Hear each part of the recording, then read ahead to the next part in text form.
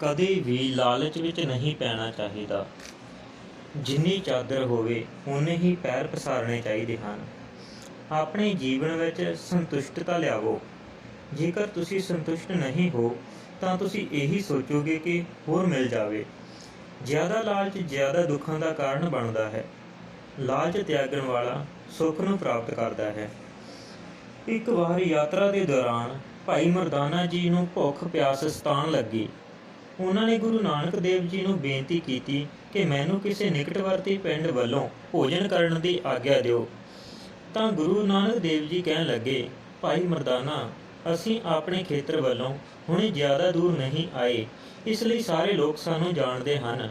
ਤੁਸੀਂ ਗੁਆਂਢ ਦੇ ਪਿੰਡ ਜਾ ਕੇ ਕਹੋ ਕਿ ਮੈਂ ਨਾਨਕ ਦਾ ਚੇਲਾ ਹਾਂ, ਉਹ ਮੇਰੇ ਨਾਲ ਹਨ। ਅਸੀਂ ਹਰਿਦੁਆਰ ਜਾ ਰਹੇ ਹਾਂ, ਸਾਨੂੰ ਭੋਜਨ ਚਾਹੀਦਾ ਹੈ। ਮਰਦਾਨਾ ਜੀ ਆਗਿਆ ਮੰਨ ਕੇ ਪਿੰਡ ਵਿੱਚ ਪਹੁੰਚੇ ਅਤੇ ਲੋਕਾਂ ਵੱਲੋਂ ਅਨੁਰੋਧ ਕੀਤਾ ਕਿ ਉਸ ਨੂੰ ਭੋਜਨ ਕਰਾ ਦਿਓ। ਉਹ ਸ੍ਰੀ ਗੁਰੂ ਨਾਨਕ ਦੇਵ ਸਾਹਿਬ ਜੀ ਦਾ ਚੇਲਾ ਹੈ। ਤਾਂ ਕੀ ਸੀ, ਪਿੰਡ ਦੇ ਸਾਰੇ ਲੋਕਾਂ ਨੇ ਨਾਨਕ ਜੀ ਦਾ ਨਾਮ ਸੁਣ ਕੇ ਮਰਦਾਨਾ ਜੀ ਦਾ ਬਹੁਤ ਆਦਰ ਕੀਤਾ ਅਤੇ ਬਹੁਤ ਹੀ ਵਡਮੁੱਲਾ ਵਸਤੂਆਂ ਉਪਹਾਰ ਸਰੂਪ ਭੇਂਟ ਵਿੱਚ ਦੇ ਦਿੱਤੀਆਂ।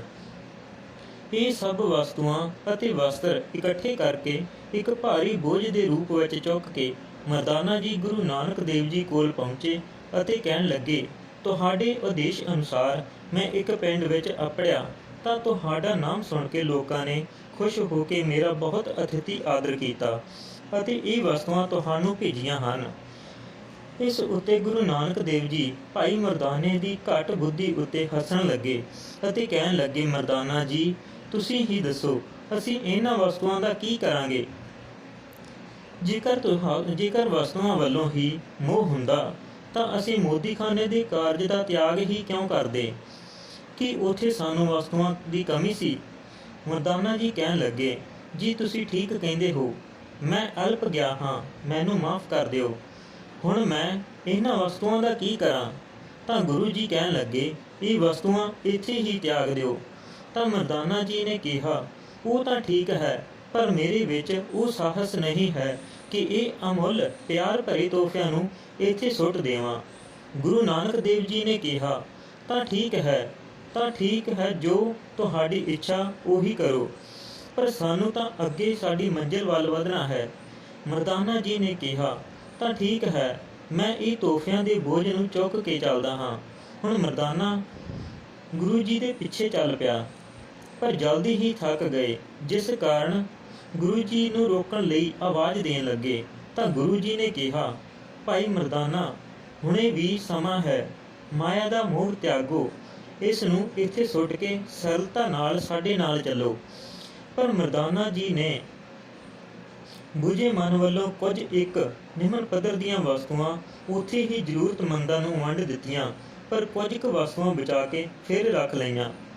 ਹੁਣ ਬੋਝ ਬਹੁਤ ਘੱਟ ਤੇ ਹਲਕਾ ਹੋ ਗਿਆ ਸੀ, ਇਸ ਲਈ ਮਰਦਾਨਾ ਜੀ ਹੁਣ ਸਰਲਤਾ ਨਾਲ ਗੁਰੂ ਜੀ ਨਾਲ ਚੱਲਣ ਲੱਗ ਪਏ। ਪਰ ਕੁਝ ਦੂਰੀ ਉੱਤੇ ਜਾਣ ਦੇ ਬਾਅਦ ਫਿਰ ਉਹੀ ਹਾਲਤ, ਮਰਦਾਨਾ ਜੀ ਫਿਰ ਪਿੱਛੇ ਛੁੱਟ ਗਏ ਅਤੇ ਥੱਕ ਗਏ, ਜਿਸ ਨੂੰ ਵੇਖ ਕੇ ਗੁਰੂ ਜੀ ਨੇ ਮਰਦਾਨਾ ਜੀ ਨੂੰ ਫਿਰ ਕਿਹਾ, ਇਹ ਬੋਝ ਤਿਆਗੋ, ਇਹ ਮਾਇਆ ਜਾਲ ਹੈ। ਜਦੋਂ ਤੱਕ ਇਸ ਨੂੰ ਨਹੀਂ ਤਿਆਗੋਗੇ ਤਦ ਤੱਕ ਕਠਿਨਾਈਆਂ ਦਾ ਭਾਰ ਤੁਹਾਡੇ ਸਿਰ ਉੱਤੇ ਪਿਆ ਰਹੇਗਾ ਅਤੇ ਤੁਸੀਂ ਵਿਅਰਥ ਹੀ ਵਿਆਕੁਲ ਹੁੰਦੇ ਰਹੋਗੇ। ਤਿਆਗ ਵਿੱਚ ਹੀ ਸੁੱਖ ਹੈ। ਮਰਦਾਨਾ ਜੀ ਆਗਿਆ ਮੰਨ ਕੇ ਸਾਰੀਆਂ ਵਸਤੂਆਂ ਉੱਥੇ ਹੀ ਜ਼ਰੂਰਤਮੰਦਾਂ ਵਿੱਚ ਵੰਡ ਦਿੱਤੀਆਂ ਅਤੇ ਖਾਲੀ ਹੱਥ ਵਿੱਚ ਕੇਵਲ ਰਬਾਬ ਚੁੱਕ ਕੇ ਗੁਰੂ ਜੀ ਦੇ ਪਿੱਛੇ ਚੱਲ ਪਏ। ਹੁਣ ਉਹਨਾਂ ਦੇ ਸਾਹਮਣੇ ਭਾਰੀ ਭਰਕਮ ਬੋਝ ਦੀ ਥਕਾਵਟ ਦੀ ਸਮੱਸਿਆ ਨਹੀਂ ਸੀ। ਉਹ ਸਧਾਰਨ ਰੂਪ ਵਿੱਚ ਤੇਜ਼ ਰਫ਼ਤਾਰ ਵੱਲੋਂ ਜਾ ਰਹੇ ਸਨ। ਗੁਰੂ ਜੀ ਨੇ ਉਹਨਾਂ ਸਮਝਾਉਂਦੇ ਹੋਏ ਕਿਹਾ, ਮਰਦਾਨੇ, ਵਾਸਤਵ ਵਿੱਚ ਇਹ ਸੰਸਾਰ ਇਸ ਮਾਇਆ ਦਾ ਬੋਝ ਹੈ, ਸਿਰ ਉੱਤੇ ਬਿਨਾਂ ਕਾਰਨ ਚੁੱਕੇ ਘੁੰਮ ਰਿਹਾ ਹੈ, ਜਿਸ ਦੇ ਨਾਲ ਉਹ ਕਦਮ ਕਦਮ ਤੇ ਥਕਾਣ ਦੇ ਕਾਰਨ ਵਿਆਕੁਲ ਹੁੰਦਾ ਹੈ, ਪਰ ਮੋਹ ਵਸ ਦਾ ਤਿਆਗ ਵੀ ਨਹੀਂ ਕਰ ਪਾਉਂਦਾ ਅਤੇ ਜੀਵਨ ਦੇ ਸਫ਼ਰ ਦੀ ਖੁਸ਼ੀ ਵੀ ਨਹੀਂ ਲੈ ਪਾਉਂਦਾ। ਵਾਸਤਵ ਵਿੱਚ ਖੁਸ਼ੀ ਵੀ ਨਹੀਂ ਲੈ ਪਾਉਂਦਾ। ਵਾਸਤਵ ਵਿੱਚ ਖੁਸ਼ੀ ਤਾਂ ਮਾਇਆ ਮੋਹ ਦੇ ਜਾਲ ਨੂੰ ਤੋੜ ਕੇ ਉਸ ਦੇ ਤਿਆਗ ਵਿੱਚ ਹੀ ਹੈ। ਮਰਦਾਨਾ ਜੀ ਕਹਿਣ ਲੱਗੇ, ਤੁਸੀਂ ਠੀਕ ਕਹਿੰਦੇ ਹੋ, ਪਰ ਮੈਂ ਅਲਪ ਗਿਆ ਹਾਂ।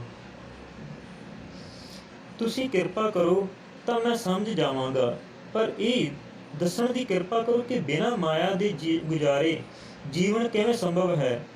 ਗੁਰੂ ਜੀ ਕਹਿਣ ਲੱਗੇ, ਮਰਦਾਨਾ ਜੀ, ਤੁਸੀਂ ਗੱਲ ਨੂੰ ਠੀਕ ਵੱਲੋਂ ਸਮਝਿਆ ਨਹੀਂ। ਮੇਰੇ ਕਹਿਣ ਦਾ ਮੰਤਵ ਇਹ ਹੈ ਕਿ ਵਿਅਕਤੀ ਆਪਣੀ ਲੋੜ ਅਨੁਸਾਰ ਹੀ ਮਾਇਆ ਦੀ ਵਰਤੋਂ ਕਰੇ। ਮਾਇਆ ਨੂੰ ਸੰਗ੍ਰਹਿ ਕਰਨਾ ਉਸ ਦਾ ਗੁਲਾਮ ਬਣਨਾ ਹੈ। ਜਿਵੇਂ ਕਿ ਤੁਸੀਂ ਬਿਨਾਂ ਲੋੜ ਦੇ ਵਸਤੂਆਂ ਸਿਰ ਉੱਤੇ ਚੁੱਕ ਲਈਆਂ ਸਨ, ਜਦੋਂ ਕਿ ਤੁਸੀਂ ਲੋੜ ਅਨੁਸਾਰ ਨਵੇਂ ਵਸਤਰ ਧਾਰਨ ਕਰ ਲਏ ਸਨ। ਉਸ ਤੋਂ ਇਲਾਵਾ ਬਾਕੀ ਸਭ ਉੱਥੇ ਹੀ ਛੱਡ ਕੇ ਚਲੇ ਆਉਣਾ ਚਾਹੀਦਾ ਸੀ। ਨਵੇਂ ਵਸਤਰ ਪਾਉਣਾ ਇਹ ਤੁਹਾਡੀ ਲੋੜ ਸੀ, ਪਰ ਇਸ ਦਾ ਬੋਝ ਤਾਂ ਕੇਵਲ ਲਾਲਚ ਸੀ, ਤ੍ਰਿਸ਼ਨਾ ਸੀ, ਜੋ ਕਿ ਤੁਹਾਨੂੰ ਦੁਖੀ ਕਰੀ ਜਾ ਰਹੀ ਸੀ। ਮਰਦਾਨਾ ਜੀ ਕਹਿਣ ਲੱਗੇ, ਗੁਰੂ ਜੀ, ਮੈਂ ਹੁਣ ਜੀਵਨ ਦੇ ਰਹੱਸ ਨੂੰ ਤੁਹਾਡੀ ਕਿਰਪਾ ਵੱਲੋਂ ਸਮਝ ਰਿਹਾ ਹਾਂ। ਮਰਦਾਨਾ ਜੀ ਕਹਿਣ ਲੱਗੇ, ਤੁਸੀਂ ਇਸੇ ਤਰ੍ਹਾਂ ਸਮੇਂ-ਸਮੇਂ ਉੱਤੇ ਮੇਰਾ ਮਾਰਗਦਰਸ਼ਨ ਕਰਦੇ ਰਹੋ। ਤੁਸੀਂ ਇਹ ਦੱਸੋ ਕਿ ਵਾਸਤਵ ਵਿੱਚ ਮਾਇਆ ਕੀ ਹੈ। ਗੁਰੂ ਜੀ ਨੇ ਕਿਹਾ, ਉਹ ਸਾਰੀ ਸੰਸਾਰਿਕ ਵਸਤੂਆਂ ਮਾਇਆ ਹੀ ਹੈ, ਜਿਨ੍ਹਾਂ ਨੂੰ ਪਾਉਣ ਲਈ ਮਨ ਵਿੱਚ ਲਾਲਸਾ ਪੈਦਾ ਹੋਵੇ। ਇਸ ਮਾਇਆ ਦਾ ਬਹੁਤ ਫੈਲਿਆ ਹੋਇਆ ਸਰੂਪ ਹੈ। ਪਤਨੀ, ਬੱਚੇ, ਮਕਾਨ, ਭੂਮੀ ਅਤੇ ਹੋਰ ਵਡਮੁੱਲਾ ਸਮੱਗਰੀ ਸਭ ਮਾਇਆ ਦਾ ਹੀ ਰੂਪ ਹੈ। ਇਸ ਦਾ ਅਨੇਕ ਰੂਪਾਂ ਵਿੱਚ ਪ੍ਰਸਾਰ ਹੈ। ਉਹ ਸਾਰਾ ਕੁਝ ਮਾਇਆ ਹੈ, ਜਿਸ ਨੂੰ ਪ੍ਰਾਪਤ ਕਰਨ ਦੀ ਅਸੀਂ ਇੱਛਾ ਕਰਦੇ ਹਾਂ। ਜੇਕਰ ਅਸੀਂ ਇਸ ਦੀ ਵਰਤੋਂ ਲੋੜ ਅਨੁਸਾਰ ਸੰਤੋਸ਼ੀ ਹੋ ਕੇ ਕਰੀਏ ਤਾਂ ਇਹ ਮਨੁੱਖ ਦੀ ਦਾਸੀ ਬਣ ਕੇ ਉਸ ਦੀ ਸੇਵਾ ਕਰਦੀ ਹੈ। ਪਰ ਅਸੀਂ ਤਾਂ ਬਿਨਾਂ ਲੋੜ ਕੇਵਲ ਲੋਭ ਲਾਲਚ ਵਿੱਚ ਅੰਧੇ ਹੋ ਕੇ ਇਸ ਨੂੰ ਇਕੱਠਾ ਕਰਨ ਲਈ ਭੱਜਦੇ ਹਾਂ, ਜਿਸ ਦੇ ਨਾਲ ਅਸੀਂ ਦੁਖੀ ਹੁੰਦੇ ਹਾਂ ਅਤੇ ਸਾਡਾ ਜੀਵਨ ਕਸ਼ਟਮਈ ਹੋ ਜਾਂਦਾ ਹੈ। ਕਿਉਂਕਿ ਤ੍ਰਿਸ਼ਨਾ ਦੀ ਤਾਂ ਕੋਈ ਸੀਮਾ ਨਹੀਂ ਹੁੰਦੀ। ਇਹ ਤ੍ਰਿਸ਼ਨਾ ਠੀਕ ਉਸੇ ਪ੍ਰਕਾਰ ਕਾਰਜ ਕਰਦੀ ਹੈ ਜਿਸ ਤਰ੍ਹਾਂ ਅੱਗ ਬਾਲਣ ਨੂੰ ਸਾੜਦੀ ਹੈ।